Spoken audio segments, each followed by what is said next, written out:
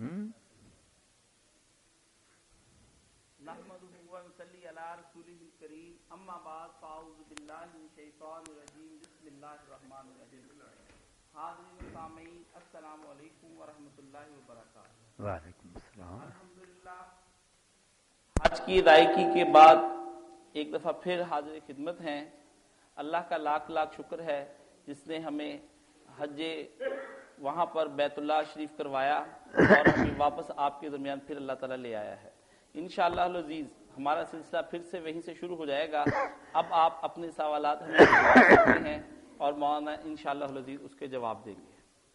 مولانا صاحب ہمیں ایک سوال موصول ہوا ہے، ایک دوست پوچھتے ہیں رشتہ داروں کے بارے میں گواہی قبول کی جا سکتی ہے یا کہ نہیں، کیونکہ مشہور ہے کہ قاضی شریح کی عدالت میں حضرت حسن اور قمر کی گواہی حضرت علی کے حق میں قبول نہ کی گئی، کیا اس طرح حضرت حسن اور قمر کو معاذ اللہ جھوٹا سمجھا جائے گا، جبکہ بعض معاملات میں صرف رشتہ داری ہی اصل بات جانتے ہیں، حقیقت کیا ہے، کیا اس طرح کسی کا حق نہ ضائع ہو جائے گا؟ والسلام۔ یہ واقعہ جو مشہور ہے نا کہ حضرت علی رضی اللہ عنہ کے حق میں ان کے غلام نے گواہی دی اور بیٹے نے دی تو قاضی شرح نے اعتراض کر دیا کہ ایک غلام ہے آپ کا اور ایک بیٹا، کوئی غیر جانبدار گواہ ہونا چاہیے۔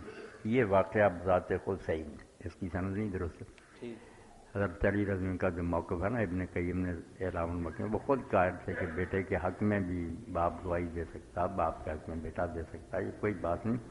ہونا یہ چاہیے کہ اس پر کوئی تہمت نہ ہو، کوئی ثابت نہ کر دے دوسرا فریق کہ جھوٹ بولتا ہے یا اس کا کوئی ایسی بات نہ ہو کہ کبھی اس نے غلط بیان نہیں کی ہو، ورنہ یہ اولاد ہونا یا رشتہ دار ہونا کوئی جرم نہیں۔ اس پر پوری فصل لکھی ہے انہوں نے، اعلام الموقعین، بہت زبردست کتاب ہے، 4 جلدوں میں یہی لکھا کہ گواہی کسی کی بھی ہو بس وہ معتبر سچا آدمی ہونا چاہیے۔ اگر فریق مخالف ثابت کر دے تو بیگانہ بھی اگر ہو اس کے بارے میں پتہ چلے جھوٹ بولتا تو رد ہو جائے۔ گواہی کے قبول ہونے نہ ہونے کی یہ بنیاد جو نا قرابت یا بیگانگی نہیں، یہ ہے کہ سچا دیانتدار آدمی، واقعہ نہیں ٹھیک ہی۔ جی صحیح۔ ایک اور صاحب پوچھتے ہیں کہ مولانا صاحب میں عشاء کی نماز 7 بجے ادا کرتا ہوں اور اس کے بعد میں عربی کلاس لینے کے لیے دوسری مسجد میں چلا جاتا ہوں، وہاں جماعت 7:45 ہوتی ہے، ایسی صورت میں جا کر کیا نماز ادا کروں یا بیٹھا رہوں، کیا صورت ہو سکتی ہے؟ صحیح تو یہی ہے کہ جماعت اگر ہوگی دوسری مسجد میں اس کے ساتھ شامل ہو جائے، ایک آپ کی فرض ہو جائے گی، ایک نفل لکھ لی جائے گی، کوئی نمازوں میں کمی بیشی ہوگی تو پھر یہ پورا ہو جائے گا گھاٹا۔ نبی علیہ الصلوۃ والسلام مسجد خیف میں تھے، منا میں نا، تو فجر کی نماز آپ نے پڑھائی تو دیکھا کہ 2 آدمی پیچھے بیٹھے ہوئے تھے، آپ نے کہا ان کو لاؤ، جب لا رہے تھے انہیں تو ان کے پہلو کانپنے لگے، وہ ڈر گئے، تو آپ نے پوچھا تم مسلمان نہیں ہو؟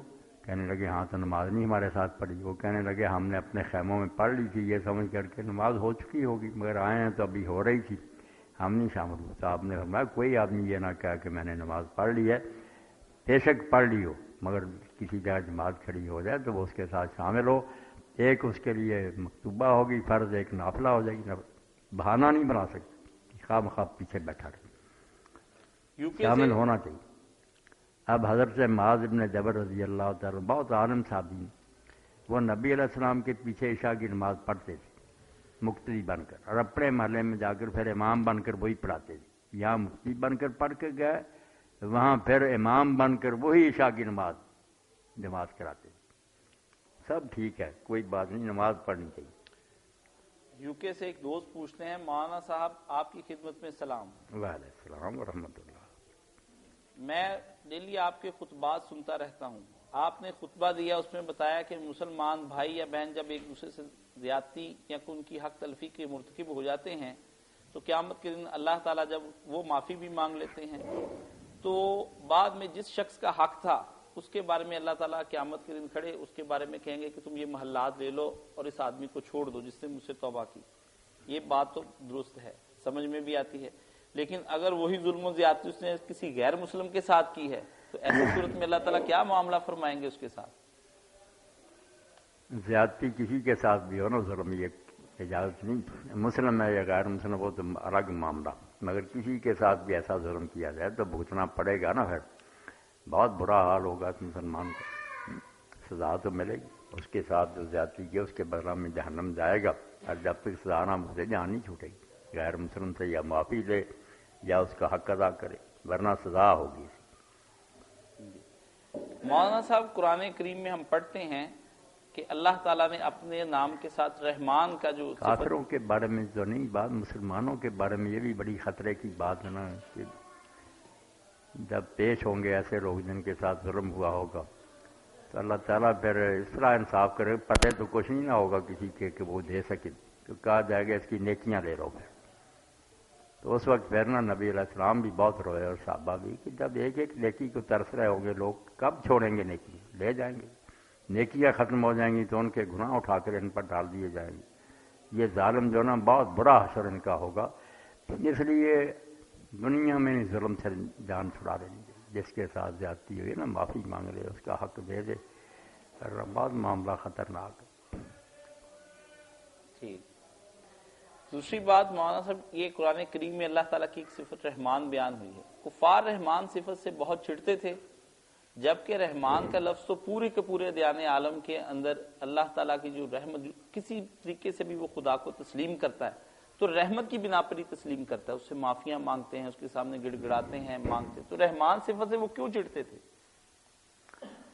رحمان صفت سے چڑھتے جو تھے نا، اس کی وجہ یہ نہیں کہ رحمان نام تھے، انہیں کوئی دشمنی تھی۔ رحمان میں جو مفہوم چھپا ہوا نا، وہ شفاعت کی جڑ کاٹتا۔ یہ سفارشیں جو لوگوں نے بنا رکھی نا، اب سارے مشرکین جو ہے نا، پہلے ہوں یا آج کے ہوں، سب کا یہی ہے کہ وہ سمجھتے ہیں اللہ تعالیٰ سے تو معاملہ مشکل ہے، وہ پورا عدل کرے گا، اس لیے انہوں نے سہارے ڈھونڈ رکھے ہیں کہ یہ ہمارے سفارشی ہیں، یہ بزرگ ہمیں چھڑا لیں گے۔ اب رحمان اس کی نفی کرتا ہے۔ رحمان جو سب سے بڑھ کر رحم کرنے والا، اس کو لوگوں کے سفارشوں اور وسیلوں کی کیا ضرورت ہے؟ اس کی اپنی رحمت میں کوئی کمی ہے؟ اگر تم رحمت کے حقدار ہوگے تو وہ خود کرے گا، وہ رحمان ہے۔ رحمان صیغہ ہی مبالغے کا، اس لیے مشرکین یہ سمجھتے تھے کہ اگر یہ مان لیں تو ہمارے یہ جو افسانے ہیں کہ نہیں، وہ اس سے پتہ نہیں کیا ہو، ہمارے ساتھ کچھ نہ کوئی سہارا ہونا چاہیے جو جان چھڑائے۔ اللہ نے کہا یار یہ سہارے جو ہے نا، ان کو بھی میں ہی کہوں گا کہ تم اس کے حق میں کوئی بول لو، پھر یہ اللہ من اذن لہ الرحمن، رحمان اجازت دے گا۔ اگر رحمان کا ارادہ نہیں، اس کی رحمت میں گنجائش نہیں ہے اس آدمی کے لیے، کون بولے گا پھر؟ اس لیے رحمان جو ان کے عقیدے کی نفی تھی نا، کہ اللہ کی رحمت اتنی زیادہ ہے کہ اس کے ہوتے ہیں وسیلوں اور سفارشوں کی کوئی ضرورت نہیں۔ وہ سمجھتے تھے اہل زبان سے کہ رحمان مانے اتنی بڑی رحمت والا، تو پھر سے باقی ہمارے گراؤنڈے جو ہے نا مسمار ہی ہو جائیں گے۔ اللہ تعالیٰ نے اس لیے کہ دو نام جو نا ملیں تو اللہ کی رحمت کا صحیح بیان ہوتا ہے۔ یہ جو ہے نا بسم اللہ الرحمن الرحیم، کئی جو تفسیروں والے نے لکھ لیا کہ یہ ہے کہ ان میں سے فالتو ہی ہے، کام ایک سے چل گیا تھا۔ مولانا مودودی رحمۃ اللہ گورا چٹا کہتے ہیں نہیں، ایسا نہیں ہے قصہ، مبالغہ کوئی نہیں، دونوں میں انسانی زبان ہے نا، ایک ایک کمی ہے جو دوسرے کے ملنے سے پوری ہوتی ہے۔ یہ بات درمیان میں آ گئی۔ الرحیم جو ہے نا، یہ صفت مشبہ ہے کہ جس کی رحمت ہمیشہ ہے، مگر اس میں کثرت نہیں معلوم ہوتی کہ زیادہ یہ تھوڑا دریائے راوی میں تھوڑا تھوڑا پانی بہ رہا، ہمیشہ بہتا، وہ ہمیشہ تو ہے مگر زیادہ نہیں۔ رحمان جو ہے اس میں ہے کہ رحمت بہت زیادہ ہے، مگر وہ وقتی طور پر بال آیا اور بہت زیادہ رحمت، یہ ہمیشہ ہے۔ دو چیزیں جو ہے نا، کثرت اور دوام، کہ زیادہ بھی ہو ہمیشہ بھی۔ رحیم ہمیشہ ثابت کرتا ہے کہ ہمیشہ رحم کرنے والا، رحمان کثرت ثابت کرتا ہے کہ تھوڑی بہت رحمت نہیں، اس کی رحمت بے اندازہ بہت زیادہ۔ دو مل گئے پھر اللہ کی رحمت کا صحیح تصور آیا کہ اس کی رحمت ہے بھی بے اندازہ اور ہے بھی دائمی ہمیشہ، کسی لمحہ وہ رحمت سے خالی نہیں ہوتا۔ اور یہ لکھ دیا اس نے اپنے اوپر، اللہ پر کوئی قانون لاگو نہیں ہوتا، مگر وہ خود کہتا ہے کاتب علی نفسہ الرحمۃ، اللہ نے اپنے آپ پر رحمت لکھ لی ہے، اپنے ذمہ فرض کر لیا ہے کہ میں رحمت ہی کروں گا۔ حتیٰ کہ جو عذاب آئے نا امتوں پر، یہ بھی آپ یقین کریں یہ ظلم نہیں ہے، نہ کوئی سختی ہے، رحمت ہے۔ جیسے شادی کہتے ہیں نا، نکوئی با بداں کردن چنان است کہ بد کردن بجائے نیک مرد، بروں کے ساتھ نیک سلوک کرنا اتنا ہی برا ہے جتنا نیکوں کے ساتھ برائی کرنا۔ نیکوں کے ساتھ برائی کرنا جرم ہے، بروں کے ساتھ نرمی کرنا کہ تم دلیر کرتے ہو کہ وہ سانپ بن جائیں اور خلق خدا کو تنگ کریں۔ اس لیے ایسے موذی جو ہے نا، ان کے لیے اگر عدالتیں ہیں، پولیس ہے، کوڑے ہیں، وہ رحمت ہے۔ اللہ تعالیٰ نے رحمت رکھی ہے کہ تاکہ کچھ لوگوں کو سزا دے کر نا خلق خدا کو پرامن زندگی گزارنے کا موقع دیا، تو اس کا عذاب دینا بھی اس لیے جو کہتے ہیں نا عدل اور ہے رحمت اور نہیں، غلط ہے. عدل خود رحمت کا تقاضا ہے. رحمت یہ چاہتی ہے کہ انصاف ہونا چاہیے. وہ حاکم جو وہ بے رحم ہے جس کے ملک میں اندھیر نگری مچی ہو مگر سب کو برابر، ظالم اور بے گناہ برابری، وہ عادل نہ، وہ عادل ہے نہ رحیم ہے. تو رحمان جب بتاتا تھا نا کہ اس کی رحمت خود اتنی ہے کیا کہ سفارشیاں وسیلہ والوں نے کہنا. اگر یہ وسیلے والے آپ سمجھیں نا کہ اللہ رحمت نہیں کرنا چاہتا، ان کے کہنے سے اللہ کو یہ دھیان آیا تو آپ کافر ہو گئے. اس کا مطلب اللہ انڈر پریشر آ گیا، انہوں نے متاثر کر دی. پہل تو ادھر سے ہوتی ہے کہ وہ رحمت کرنا چاہتا تو ان کے دل میں ڈالتا ہے کہ سفارش کرو. میں اگر دعا کرتا ہوں ڈاکٹر صاحب کے لیے اللہ نے تندرستی کرے، اللہ کا ارادہ کہ انہیں میرے دل میں ڈال دیتا کہ دعا کرو. یہ کہنا کہ ہم نے کیا اور اللہ نے کیا، یہ بات نہ کہا کرو. بالکل نہیں، ابتدا جو اللہ کی طرف سے ہوتی ہے. وہ جو کرنا چاہتا ہے اس کے لیے پھر نا دعاؤں کا بھی دل میں ڈال دیتا ہے. کوئی نبی نیک آدمی سفارش کے لیے اٹھ کھڑے ہوں گے، مگر اگر وہ خود نہ کرنا چاہے مجال نہیں. اللہ تعالیٰ فرماتا اس دن کوئی زبان نہیں کھولے گا جب تک اللہ اجازت نہیں دے گا. جی. تو رحمان کو اگر آپ سمجھ لینا تو یہ وسیلے اور سفارشی اور سارے سب ختم ہو گئے. کیا ڈھونڈنے جا رہا، اس سے بڑا کوئی رحم کرنے والا. ماں کے پاس سفارش کیا لے جانی، ماں سے بڑھ کر اب بچے کے لیے کوئی ہے مہربان. اگر وہ ناراض ہے تمہاری کرتوتوں سے، کرتوتیں چھوڑو، اس کے دامن سے چمٹ جاؤ. ماں ماں ہی.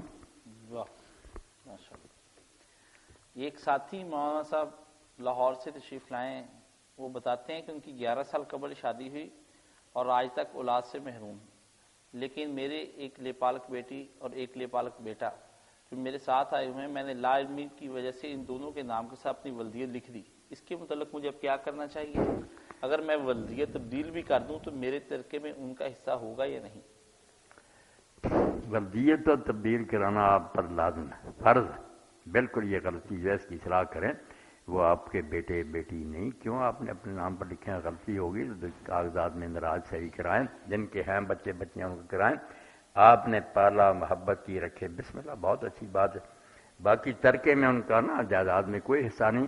آپ دینا چاہتے ہیں، آخر ان کو پالا تو آپ پھر ہبہ کر دیں اپنی زندگی میں نا، ان کے نام دو کچھ لگوانا چاہتے ہیں دے دیں، مالک بنا دیں ان کو. ورنہ اگر فوت ہو گیا آپ تو پھر ان کو جائیداد میں سے کوئی حصہ نہیں ملے گا. آپ کے جو وارث ہیں نا بے شک دور کے ہوں ان کو مل جائے گا. قانون وراثت اور ہے، اور یہ ہبہ اور جو ہے نا وصیت الگ. وصیت اگر آپ کریں کہ زندگی میں دے دوں تو پتہ نہیں یار میرے ساتھ یہ کیا سلوک کروں، تو اس کے لیے دوسری شے پھر وصیت ہے، مگر وہ تیسرے حصے تک ہوتی ہے کہ جائیداد کے تیسرے حصے تک آپ لکھ دیں کہ میرے بعد ان کو مل جائے. وہ یہ پوچھتے ہیں کہ حضرت زید بن حارثہ نے اپنی بیوی کو طلاق کس وجہ سے دی تھی اور طلاق دینے کا ان کا طریقہ کیا تھا؟ زید بن حارثہ کی شادی اللہ کے رسول نے اپنی پھپھی زاد بہن حضرت زینب بنت جحش سے کی. ان کے بھائی بھی عبداللہ اور عبید اللہ بڑے اونچے درجے کے لوگ ہیں، مگر عبید اللہ کا انجام اچھا نہ ہوا. اللہ سے پناہ مانگنی چاہیے، جو قرآن پاک میں دعا سکھائی نا کہ اللہ ہدایت دینے کے بعد ہمارے دلوں کو ٹیڑھا نہ ہونے دیں. ٹیڑھا کرنا نہ کرنا یہ بھی ترجمہ نہیں کرنا چاہیے. اللہ ٹیڑھا نہیں کرتا کسی کے دل کو، یہ تو گناہ ہے. دل کو سیدھا کرنا کہ ٹیڑھا کرنا، ٹیڑھا تو شیطان کرتے ہیں. یہ ترجمہ آپ یاد رکھیں جب اللہ کے لیے آئے گا نا تو ٹیڑھا نہ ہونے دے. ٹیڑھا ہونے ہم لگیں فلما زاغو ازاغ اللہ، جب ہم ٹیڑھے ہوتے ہیں وہ ہمیں ٹیڑھا ہونے دیتا ہے. اس لیے اللہ کے لیے جو ہے نا جب بھی آئے کہیں آئے گا ذلو، ہم ترجمہ کرنے گمراہ کرتا، توبہ توبہ شیطان ہو گیا. پھر اللہ تعالیٰ گمراہ ہونے دیتا ہے کہ اگر کوئی گمراہ ہونا چاہے تو اللہ تعالیٰ راستہ نہیں روکتا. نولی ما تولی، جدھر وہ دفع ہونا چاہتا ہے اس نے آزادی دی ہے، ہونے دیتا. اللہ کا جو ہے نا گمراہ کرنا نہیں کہنا نعوذ باللہ، یہ کہنا کہ وہ راستہ چھوڑ دیتا. اگر کوئی شخص گمراہ ہونا چاہتا تو اس کو گمراہ ہونے کے لیے وہ کہتا ہونا چاہتے ہو جاؤ. ما یضل بالفاسقین، ایسے لوگوں کو یہ بھٹکنے کے لیے چھوڑتا ہے جو بدکار بننا چاہتے ہیں. جو نیک بننا چاہتا ہے اس کا ساتھی، نیکوں کا ساتھی ہے، ان کی مدد کرتا توفیق، بروں کے لیے تخلیہ، پھر ساتھ چھوڑ دیتا ان کا کہ بھٹکتے پھر ہو جائے. تو ربنا لا تزغ قلوبنا، ہمارے دل ٹیڑھے نہ کر، یہ کریں گے غلط فہمی پیدا ہوتی کہ اللہ بھی دل ٹیڑھے کرتا. یہ کہنا ربنا لا تزغ قلوبنا بعد إذ، جب تو نے ہمیں ہدایت دی ہے تو ہدایت کے بعد ہمارے دلوں کو ٹیڑھا نہ ہونے دینا بلکہ ہدایت پر قائم رکھنا. اللہم مقلب القلوب ثبت قلوبنا علی دینک، یہ دعا کرتے رہا کریں۔ اللہ کے رسول علیہ السلام بہت کرتے تھے، لوگوں نے کہا اللہ کے رسول آپ کرتے ہیں کہ ہمارے دلوں کو دین پر قائم رکھنا؟ تو آپ نے فرمایا جو دل ہے نا یہ ایک پر کی طرح جو جنگل میں جس کو ہوائیں اٹھتی پھٹتی ہیں ایک لمحے میں بدل جاتا، اس لیے ہر وقت ڈرتے رہنا چاہیے کہ پتہ نہیں ابھی مومن۔ تو بات ہو رہی تھی حضرت زینب کی، ان کے بھائی تھے عبید اللہ حضور کے پھوپھی ذات، وہ ہجرت کر کے حبشہ گئے، اندازہ کرو مکہ سے مدینہ سے بھی کئی سال پہلے حبشہ گئے بیوی کے ساتھ، بیوی ان کی ام حبیبہ تھی رضی اللہ تعالیٰ عنہ جو امیر معاویہ کی بہن ہے، بعد میں حضور کی بیوی بنی۔ وہاں جا کر نے عیسائیوں کے ساتھ میل جول بڑھا دیا، ملک عیسائیوں کا تھا۔ حضرت ام حبیبہ نے بہت سمجھایا کہ ہم دین کی خاطر پردیس میں آئے، خدا کے لیے ان کے ساتھ نہ بیٹھا کر، مگر بیٹھتے بیٹھتے شراب کا عادی ہو گیا، پھر کافر ہو عیسائی ہو کر مرا، مرتد ہو۔ حضور کو خبر ملی تو آپ نے پھر حضرت عمر بن امیہ زمری کو بھیجا، اس نے شاہ حبشہ کو نجاشی کو کہا یہ وکیل بنے ان کے۔ نجاشی نے خود خطبہ پڑھا، حضور کا نکاح غائبانہ کیا، سب سے زیادہ مہر انہی کا پھر وہاں دیا گیا، مگر وہ دیکھیں نا کس طرح وہ گمراہ ہو کر مر گیا۔ دوسرے بھائی عبداللہ تھے، وہ جنگ احد میں جب شہید ہوئے تو پھر ہند نے جو امیر معاویہ کی والد اس کے کان کاٹے، ہونٹ کاٹے، ہار پرویا، گلے میں ڈالا، رقص کیا، اور ابو سفیان نے کہا کہ ہمیں عبداللہ سے یار کوئی دشمنی نہیں تھی، مگر یہ حمزہ کا بھانجا تھا اس لیے ہم نے اس کے ساتھ سلوک کیا۔ دو کی لاشیں بگاڑی نا، حضرت حمزہ کا کلیجہ چبایا، اس عبداللہ کے کان ناک کاٹ کر ہار بنا کر ناچ کیا، اتنی دشمنی تھی۔ تو یہ زینب بنت جہش حضور کی پھپھی ذات تھیں، حضرت زید آپ نے بیٹے بنائے، ان کے ساتھ نکاح کی، مگر حضرت زینب کے مزاج میں نا قریشی ہونے کا خیال کہ میں اعلیٰ خاندان سے ہوں، یہ آزاد کیا غلام، یہ بات گئی نہیں، اس لیے نا انہوں نے کوئی احترام نہ زیادہ حضرت زید کا کیا۔ انہوں نے پھر رسول اللہ سے شکایت کی کہ میری بنتی نے، آپ نے بہت کہا ہم سے کہا کا زوجہ کا وطن، میں نے بہت خیال کر کے اپنی پھوپھی کی بیٹی تجھے دی ہے، ورنہ غلاموں کو کون رشتہ دیتا، تو اس کو روک کے رکھ اور اللہ سے ڈر۔ مگر اس نے دیکھا کہ نہیں حالات میرے درست ہوتے، طلاق دے دی۔ پھر اللہ کا حکم ہوا نا کہ اب زید نے طلاق دیتی ہے۔ زینب کو بڑا صدمہ پہنچا کہ پہلے آپ نے غلام کے ساتھ نکاح کیا، وہ بھی راضی نہیں تھی، اب طلاق ہو گئی اور زیادہ بدنامی ہوئی، آپ اس سے نکاح کریں۔ پھر وہ حضور کی بیوی بنی۔ قرآن میں اس کے نکاح کا ذکر آیا کہ جب زید نے طلاق دے دی، عدت پوری ہو گئی، تو آپ نے پھر نکاح کی۔ جی مولانا صاحب، آپ نے ایک ویڈیو میں کہا ہے کہ لڑکی کی شادی میں بستر تکیہ وغیرہ کا سامان دینا جائز ہے، برائے مہربان اس کی کوئی دلیل بتائیں، کیونکہ میں نے تو یہ سنا ہے کہ اللہ کے رسول نے حضرت علی کو جو سامان دیا تھا وہ ان کے غریب حالات ہونے کی وجہ سے مستثنیٰ صورت میں دیا تھا، عام حالات میں لڑکی کو سامان یا جہیز دینا منع ہے، اس بارے میں آپ وضاحت فرما دیں۔ نہیں، یہ بات جو کہتے ہیں نا کہ جہیز دینا منع، اور کئی لوگوں نے تو دعویٰ کر دیا کہ یہ عربی زبان کا لفظ ہی نہیں، جعفر جانبی پھلواری بڑے پڑھے لکھے، مگر انہوں نے بھی ایک غلط بات کہہ دی کہ عربی زبان میں اس کے لیے لفظ ہی کوئی نہیں، کہنے لگے جہیز وغیرہ جو ہے نا بس اردو کے الفاظ ہیں، حالانکہ بالکل غلط بات۔ جہاز جو ہے نا اصل میں جس کو ہم جہاز بولتے ہیں کہ یہ جہاز ہے، یہ اڑنے والے کو جہاز ہم کہتے ہیں نا اپنی زبان، عربی میں جہاز ہے، جہاز ہے سامان تیار کرنا، وہ میت کا بھی ہے کہ اس کے لیے کفن بناتے ہیں، چارپائی، پھر اس کو وہ تجہیز ہے میت کی، تجہیز و تکفین کہتے ہیں، وہ اسی سے نکلا۔ اور یہ جو ہے نا جہاز المرأہ، باب نسائی شریف میں دیکھیں مسلمان عورت کے لیے جہاز جو ہے نا، اب ایک صنعت ہے، آپ پڑھے لکھے لوگ بتانا کہ الف جو ہے نا اس کو یہ بنا کر مجہول پڑھنا، کتاب کو کتاب، حساب کو حساب، اس کو امالہ کہتے ہیں کہ الف کو جھکا دینا، یہ کتاب، اس سے جہاز سے جہیز بنا۔ اب یہ ڈھونڈتے پھرتے رہے جیم ہے یہ میں کہاں سے ملنا تھا، جہاز پڑھتے عربی زبان کی ڈکشنری وہاں پتہ چل جاتا کہ عورت کا جہاز وہ ہے جو گھر والے اس کے لیے سامان بنا کر دیتے ہیں۔ تو بالکل اللہ کے رسول نے نا دی ہے، یہی نسائی شریف میں باب حضور نے دیا، اور سارے کہانیاں جو چھوڑیں جو واقعی ہوا نا مانے، باقی اپنی حد سے بڑھ کر کوئی دیتا اور مقروض ہوتا تو بیوقوفی، ہر بات میں غلط۔ وہ بچے میں کی شادی پر اگر کریں گے آپ بہو کو لانے کے لیے، وہ بھی بیوقوفی ہے، اپنی حد کے اندر ہے، مگر یہ ہے ٹھیک، بچی کو کچھ دے کر ہی اس سے کرنا شادی، اس کو بھیجیں۔ بالکل حدیث کی کتابوں میں ہیڈنگ ہے۔ ایک صاحب محمد ارشاد جوید پوچھتے ہیں، مولانا صاحب میرے والد صاحب نے ایک پلاٹ خریدا، وہ سب بچوں کو کہتے رہے کہ یہ اس پلاٹ پر اپنا گھر بنا لیتے ہیں. کسی بچے نے اس پہ گھر نہیں بنایا, میں نے اس پہ اپنا گھر بنا لیا. اب ان کی وفات کے بعد کیا وہ میرے بھائی اس پلاٹ میں حصے دار ہیں؟ اس کے بارے میں وضاحت فرما رہے. جبکہ تعمیر بھی میں نے کیا, کسی نے اس کی تعمیر میں حصہ نہیں لیا. تو ایسی صورت میں مجھے کیا کرنا چاہیے؟ تعمیر پر بھائی نے جو کچھ خرچ کیا وہ تو کہہ سکتا کہ یار حساب کر کے مجھے دو نا جتنا میں نے اوپر خرچ کیا. باقی وہ پلاٹ جو ہے اس میں تو حق ان بیٹوں کا ہے, وہ تو نہیں یہ ختم کر سکتا. مکان پر جو کچھ اس نے خرچ کیا اس کا حساب کر کے ان کو حصہ ان کا دے دے, اور جتنا اس کا خرچ ہوا وہ بھی شمار کر لے کہ تمہارے حصوں میں سے اتنا میں کاٹوں گا اگر لینا چاہتے ہو سارا کچھ. ورنہ مکان کو چھوڑ کر نا خالی پلاٹ کی جو قیمت تھی اس میں سے ان کو حصہ دے دی. جی, اسی کے ساتھ ہم آج کا اپنا پروگرام ختم کرتے ہیں. انشاءاللہ العزیز اگلی ملاقات تک کے لیے السلام علیکم ورحمۃ اللہ. وعلیکم السلام. خیریت سے رکھے اللہ پاک.